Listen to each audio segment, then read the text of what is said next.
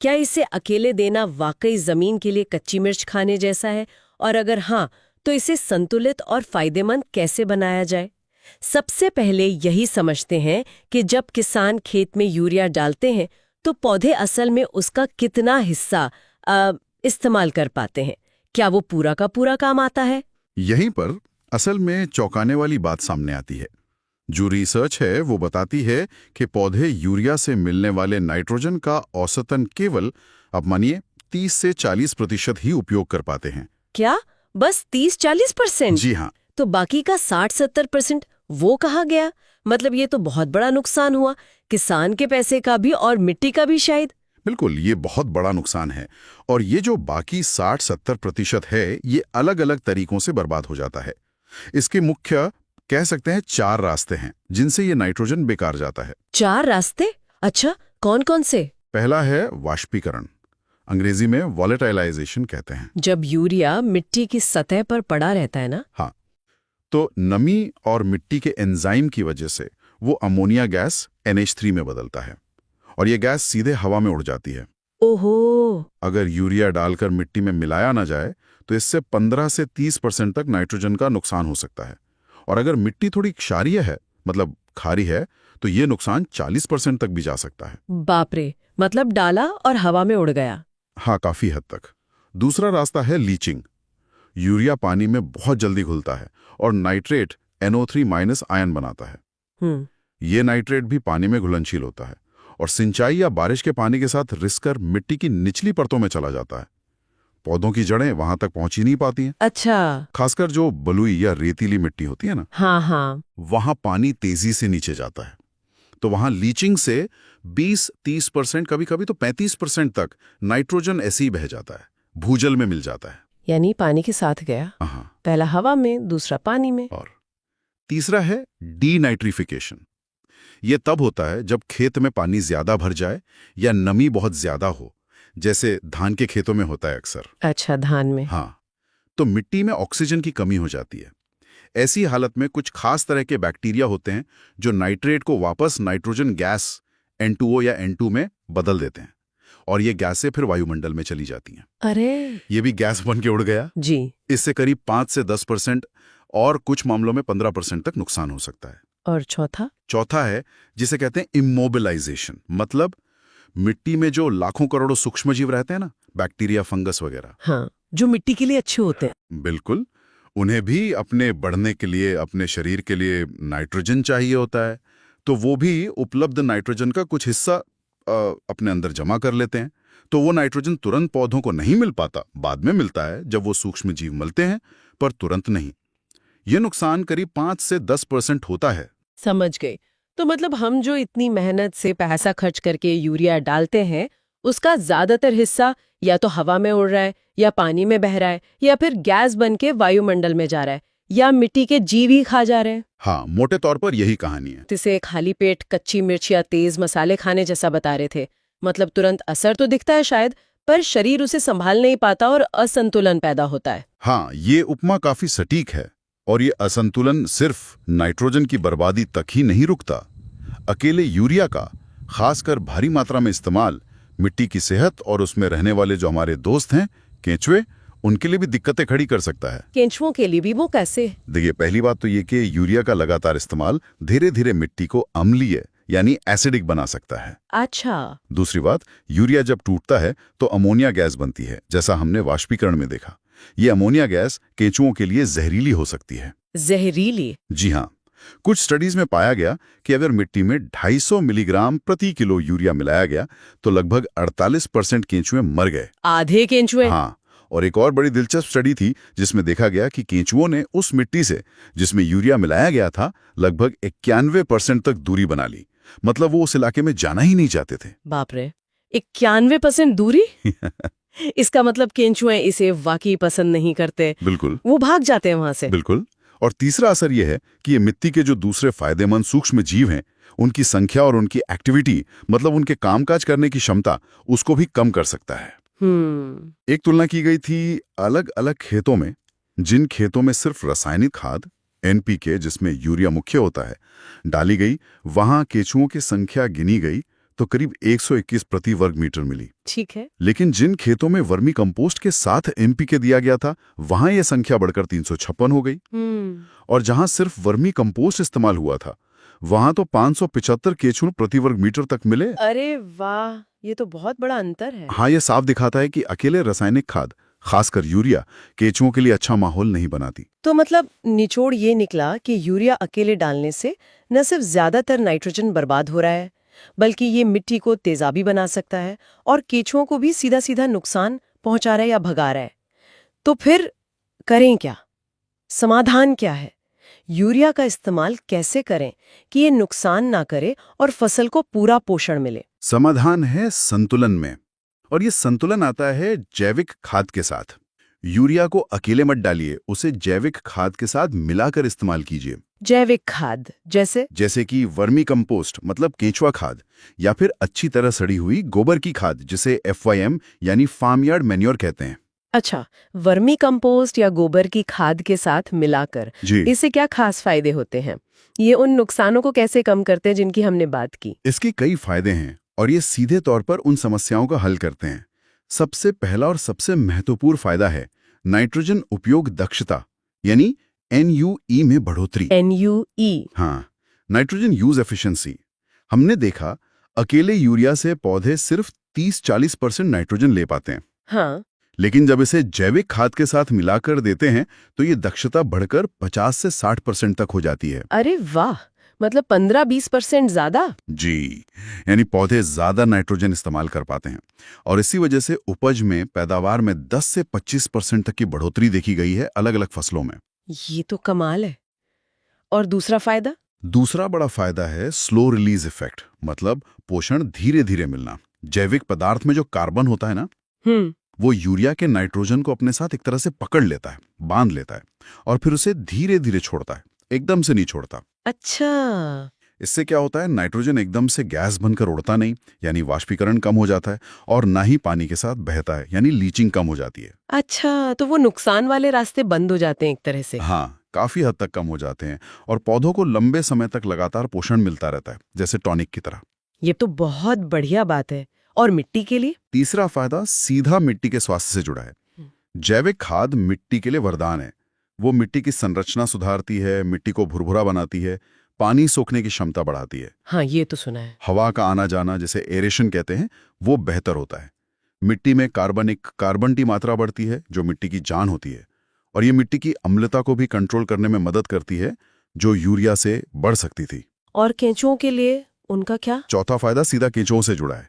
जैविक खाद केंचुओं का भोजन भी है और उनका घर भी। हाँ। वो उसमें रहना पसंद करते हैं। ये यूरिया से होने वाले नुकसान, जैसे अमोनिया का जहरीलापन, उसको भी कम करती है। और नतीजा, केंचुओं की आबादी बढ़ती है, वो ज्यादा एक्टिव रहते हैं, उनकी प्रजनन क्षमता बढ़ती है।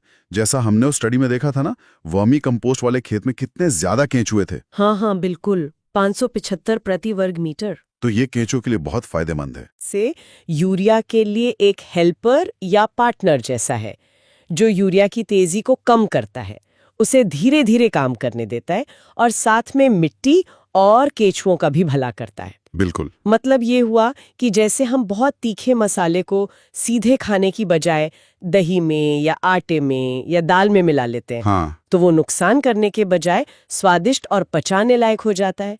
वही संतुलित आहार वाली बात यहाँ मिट्टी के लिए भी लागू होती है। आपने बिल्कुल सही पकड़ा है। यूरिया प्लस जैविक खाद = मिट्टी और पौधों के लिए एक संतुलित थाली, जो पोषण भी दे और सेहत भी बनाए रखे। ठीक है, मिलाना फायदेमंद है, ये तो अब बिल्कुल साफ हो गया। लेकिन अब सबसे प्रैक्टिकल सवाल, कितना मिलाएं? मतलब कितना यूरिया और कितना जैविक खाद? क्या हर फसल के लिए कोई एक ही अनुपात काम करता है, या गेहूं, धान, सब्जियां, फल, इन सब के लिए अलग अलग हिसाब है?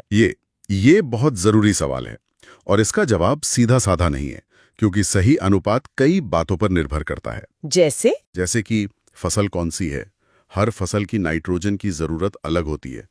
फिर आपकी मिट्टी की अपनी सेहत कैसी है, उसमें पहले से कितनी जान है, कितनी उर्वरता है। ये बात मिट्टी की जांच, मतलब सॉइल टेस्ट कराने से पता चलती है। हाँ, सॉइल टेस्टिंग तो जरूरी है। बिल्कुल। और तीसरा, उस इलाके के जो कृषि विश्वविद्यालय हैं या अनुसंधान केंद्र हैं, उनकी क्या सिफारिशें हैं, क्योंकि वो लोकल कंडीशंस के हिसाब से सलाह देते हैं। तो कोई एक जादुई नंबर नहीं है जो हर खेत, हर फसल पर लागू हो जाए।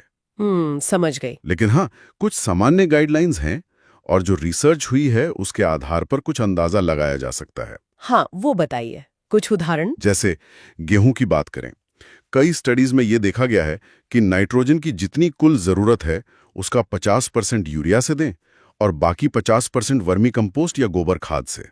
इससे बहुत अच्छे नतीजे मिले हैं। 50-50। हाँ, वो कहते हैं कि लगभग 2.5 टन प्रति हेक्टेयर वर्मी कंपोस्ट खेत की तैयारी के समय डाल दें और बाकी जो नाइट्रोजन चाहिए वो यूरिया से दें, वो भी एक बार में नहीं, 2-3 किश्तों में। अच्छा, और धान के लिए? उसमें तो पानी भरा रहता है, नुकसान ज्यादा होता होगा। बिल्कुल, धान में नाइट्रोजन का मैनेजमेंट और भी जरूरी हो जाता है। वहां भी जैविक खाद बहुत मदद करती है। धान के लिए स्टडीज में अलग-अलग अनुपात देखे गए हैं। कहीं 75% नाइट्रोजन यूरिया से और 25% जैविक खाद जैसे वर्मी कंपोस्ट से देने पर दानों की क्वालिटी बेहतर मिली।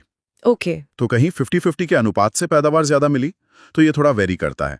लेकिन आमतौर पर मिट्टी की जांच के आधार पर बुआई से पहले 1 से 2.5 टन प्रति हेक्टेयर वर्मी कंपोस्ट या गोबर खाद खेत में मिलाना और बाकी नाइट्रोजन जैसे 120-150 किलो प्रति हेक्टेयर यूरिया से 2-3 बार में देना, ये एक अच्छी प्रैक्टिस मानी जाती है। ठीक है। और सब्जियों के बारे में क्या, जैसे टमाटर, मिर्च, आलू? सब्जियों में भी जैविक खाद बहुत जरूरी है, क्योंकि हमें अच्छी क्वालिटी चाहिए होती है। उसमें भी 50% नाइट्रोजन यूरिया से और 50% वर्मी कंपोस्ट वाला कॉम्बिनेशन सबसे अच्छा पाया गया। अच्छा। यहाँ भी 50-50। हाँ। आलू, टमाटर जैसी फसलों के लिए भी लगभग 1-2 टन प्रति हेक्टेयर वर्मी कंपोस्ट डाल लें और बाकी नाइट्रोजन यूरिया से पूरा करने की सलाह देती हैं। और फल वाले पेड़ जैसे आम, नींबू, अमरूद, उनमें कैसे करें? फलदार पौधों में तो कहानी थोड़ी और अलग है।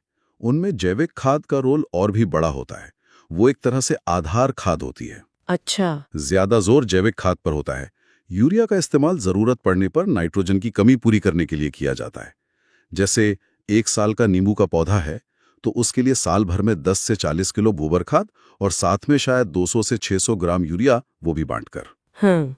वहीं अगर 7 साल से बड़ा पेड़ है तो उसे 100 किलो तक गोबर खाद और करीब 1.5 किलो यूरिया साल भर में दिया जा सकता है।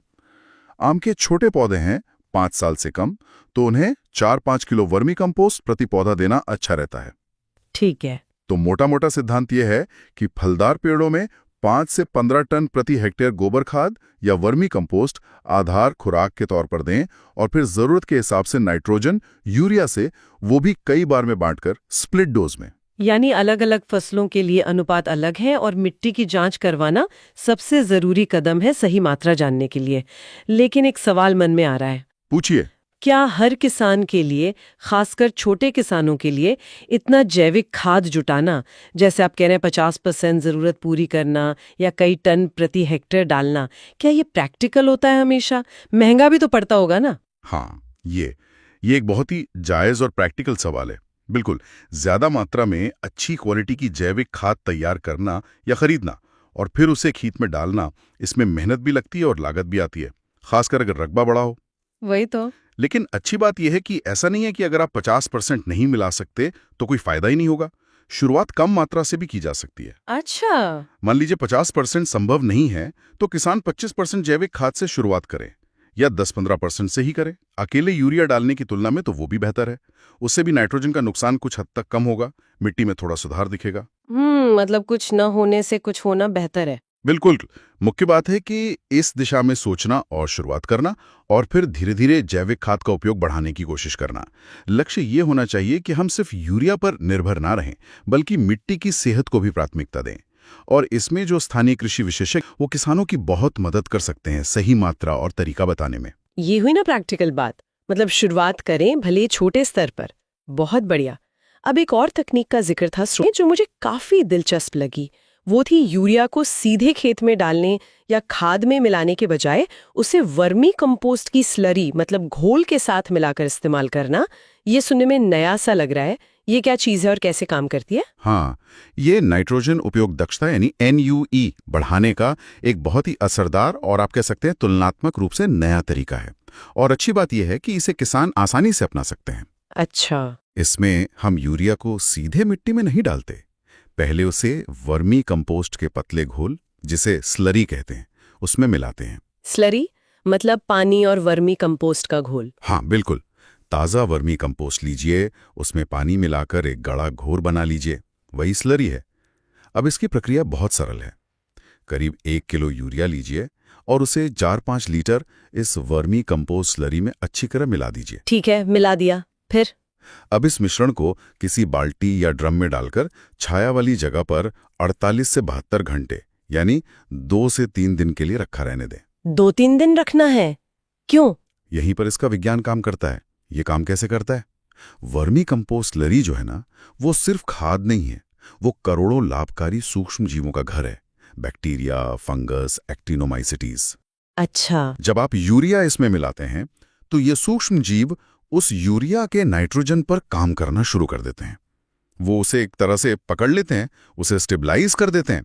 वो उसे फौरन अमोनिया गैस बनकर उड़ने या नाइट्रेट बनकर बहने से रोकते हैं। वाह, मतलब वो माइक्रोब्स यूरिया को कंट्रोल कर लेते हैं। हाँ, एक तरह से वो उसे अपने अंदर संभाल लेते हैं या उसे ऐसे रूप में बदल देते हैं जो धीरे धीरे रिलीज हो।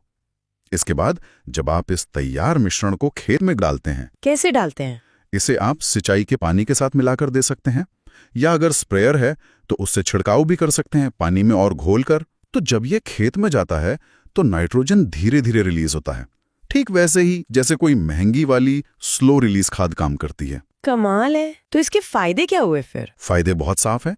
पहला, नाइट्रोजन का नुकसान, वॉलेटिलाइजेशन, लीचिंग, डिनाइट्रिफिकेशन बहुत कम हो जाता है। इसका सीधा मतलब है कि उतने ही यूरिया से फसल को ज्यादा पोषण मिलता है, यानी कम यूरिया में बेहतर काम। यानी किसान का पैसा बचा? बिल्कुल, लागत घट सकती है। दूसरा, फसल की उपज बढ़ने की संभावना रहती है क्योंकि उसे नाइट्रोजन ज्यादा समय तक और सही मात्रा में मिलता है। तीसरा, आप खेत में यूरिया के साथ साथ लाखों लाभकारी सूक्ष्म जीव भी डाल रहे हैं, जो मिट्टी की सेहत के लिए बहुत ही अच्छा है। मिट्टी जिंदा होती है इससे। वाह, तो ये तरीका तो कम यूरिया इस्तेमाल करके ज्यादा फायदा लेने का एक स्मार्ट तरीका हो सकता है, खासकर उन किसानों के लिए जिनके लिए शायद खेत में सीधे कई टन वर्मी कंपोस्ट डालना मुश्किल हो या महंगा पड़े। जी हाँ, बिल्कुल, ये एक बहुत ही उपयोगी और कॉस्ट इफेक्टिव तरीका हो सकता है। और क्या ये सभी फसलों के लिए काम करता है? हाँ, इसकी सबसे अच्छी बात यही है कि ये तकनीक लगभग सभी तरह की फसलों के लिए फायदेमंद पाई गई है, चाहे वो अनाज वाली फसलें हों जैसे गेहूं, धान, मक्का, या सब्जियां हों या बागवानी की फसलें जैसे फल, फूल। वर्मी कंपोस्ट बनाना या खरीदना भी आजकल पहले से आसान हो गया, तो इसे देश के किसी भी हिस्से में किसान भाई आसानी से अपना सकते हैं। ये छोटे और बड़े दोनों तरह के किसानों के लिए नाइट्रोजन के सही इस्तेमाल का एक बहुत अच्छा विकल्प बनके उभर रहा है। तो कुल मिलाकर आज की हमारी इस पूरी चर्चा से ये बात तो एकदम शीशे की तरह साफ हो गई है कि यूरिया, जिसे हम खेती का एक अहम हिस्सा मानते आए हैं, उसका आंख बंद करके अकेले इस्तेमाल करना न सिर्फ किसान के पैसे की बर्बादी है, क्योंकि जैसा आपने बताया 60-70% नाइट्रोजन तो बेकार ही चला जाता है जी, बल्कि ये हमारी मिट्टी और उसके जो असली सहायक हैं जैसे केंचुए, उनके लिए भी नुकसानदेह साबित हो सकता है। लेकिन अच्छी बात यह है कि इसका हल मौजूद है, और हल है संतुलन। बिल्कुल, हल है यूरिया को अकेला ना छोड़ना, उसे जैविक खाद जैसे वर्मी कंपोस्ट या गोबर की खाद का साथ देना। चाहे आप सीधे खाद के साथ मिलाएं या फिर ये जो हमने वर्मी कंपोस्ट स्लरी वाली तकनीक की बात की उसे अपनाएं। इससे न सिर्फ यूरिया की अपनी ताकत बढ़ती है, उसका असर बढ़ता है और नुकसान कम होता है, बल्कि मिट्टी की सेहत सुधरती है, उसमें जान आती है, केंचुओं और दूसरे फायदेमंद जीवों की संख्या बढ़ती है। गेहूं हो, धान हो, सब्जियां हो या फल वाले पेड़, हर फसल में ये संतुलन फायदेमंद है। हाँ, सही अनुपात जानने के लिए मिट्टी की जांच और स्थानीय सलाह जरूरी है, पर जो मूल मंत्र है, जो फंडामेंटल प्रिंसिपल है, वो यही है, जैविक और रासायनिक का समझदारी भरा मिश्रण। और यही मिश्रण, यही इंटीग्रेशन टिकाऊ खेती, सस्टेनेबल एग्रीकल्चर की नींव है। ये वो तरीका है जिससे हम जमीन को नुकसान पहुंचाए बिना अपनी फसलें उगा सकते हैं और आने वाले कल के लिए, अपनी अगली पीढ़ियों के लिए इस मिट्टी को जिंदा और उपजाऊ रख सकते हैं। और जाते जाते एक सवाल हम सबके सोचने के लिए छोड़ जाते हैं। जब हम जैविक खाद और यूरिया के इस संतुलित उपयोग से मिट्टी की सेहत को धीरे धीरे साल दर साल सुधारते जाते हैं, तो इसका हमारी खेती के भविष्य पर, हमारी खाद्य सुरक्षा पर और हमारे पर्यावरण पर कितना गहरा और कितना सकारात्मक असर पड़ सकता है। ये वाकई बहुत अहम सवाल है सोचने के लिए।